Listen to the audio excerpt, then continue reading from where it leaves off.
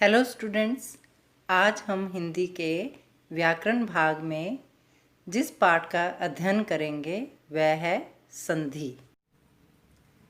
संधि का अर्थ होता है मेल या जोड़।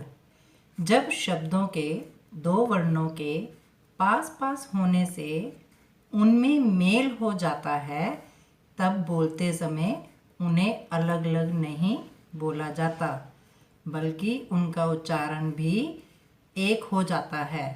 यही मेल संधि कहलाता है। अब आप सोचेंगे कि संधि किस तरह से होती है। अब ये देखिए, आपके सामने शब्द लिखा है हिम प्लस आल्य। क्या बना? हिमालय। हमने संधि करते समय प्रथम शब्द का अंतिम वर्ण, अब इसमें हमारे प्रथम शब्द का अंतिम वर्ण क्या हुआ? अ। द्वितीय शब्द का प्रथम वर्ण, द्वितीय शब्द का प्रथम वर्ण क्या हुआ? आ। तो इन दोनों को मिलाने से हमारा नया शब्द बना हिमालय। संधि के तीन भेद होते हैं। पहला स्वर संधि, दूसरा व्यंजन संधि और तीसरा विसर्ग संधि। स्वर संधि दो स्वरों के मेल से किसी एक स्वर या दोनों स्वरों में जो परिवर्तन होता है वह स्वर संधि कहलाता है। स्वर संधि के भी 5 भेद होते हैं: दीर्घ संधि, गुण संधि, वृद्धि संधि, यण संधि, अयादि संधि। आज हम पढ़ेंगे दीर्घ संधि, समान स्वरों के बीच होने वाली संधि। जैसे अ, छोटी ई, छोटा ऊ, आ, बड़ी ई, बड़ा ऊ। अब अ जमा अ क्या बना? आ। सत्य प्लस अर्थ, अब इसमें भी अ की ध्वनि है, ये भी अ की ध्वनि है। इन दोनों में जब दोनों का मेल हुआ तो क्या बन गया? सत्यार्थ। अ जमा आ। दश प्लस आनन, दशानन। आ जमा आ। रेखा प्लस अंकित, रेखांकित।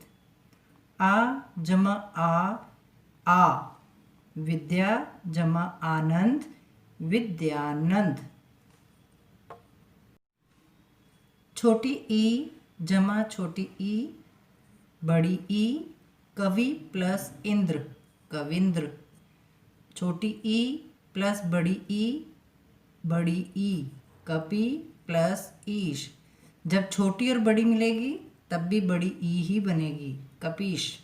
बड़ी ई जमा बड़ी ई, बड़ी ई। सती प्लस ईश, सतीश। बड़ी ई प्लस छोटी ई, बड़ी ई। योगी प्लस इंद्र, योगिंद्र। छोटा ऊ जमा छोटा ऊ क्या बना? बड़ा ऊ। भानु प्लस उदय, भानुदय। छोटा ऊ जमा बड़ा ऊ, बड़ा ऊ। मधु प्लस ऊष्मा, मधुष्मा। बड़ा ऊ जमा बड़ा ऊ, बड़ा ऊ। वधु जमा ऊर्जा, वधुर्जा। बड़ा ऊ जमा छोटा ऊ, बड़ा ऊ। वधु प्लस उल्लेख, वधुलेख। दीर्घ संधि को करते समय हमेशा ये ध्यान रखें कि दीर्घ संधि समान स्वरों के बीच होती है। जैसे अ, छोटी ई, छोटा ऊ, बड़ा आ, बड़ी ई, बड़ा ऊ। संधि को हम 2 तरीके से करते हैं। एक हम संधि करते हैं और दूसरा तरीका है संधि विच्छेद करना। संधि विच्छेद, ध्वनियों का मेल संधि कहलाता है। इसके विपरीत जब किसी शब्द से ध्वनियों को अलग अलग करके संधि से पहले वाली स्थिति में रख दिया जाए तो वह संधि विच्छेद कहलाता है। यह देखिए, नरेश, नर प्लस ईश। आपको शब्द दिया गया नरेश, आपने उसका विच्छेद किया, उसकी ध्वनियों को अलग कर दिया। सारांश, सार प्लस अंश। उम्मीद करती हूँ कि आपको दीर्घ संधि अच्छे से समझ आ गई होगी।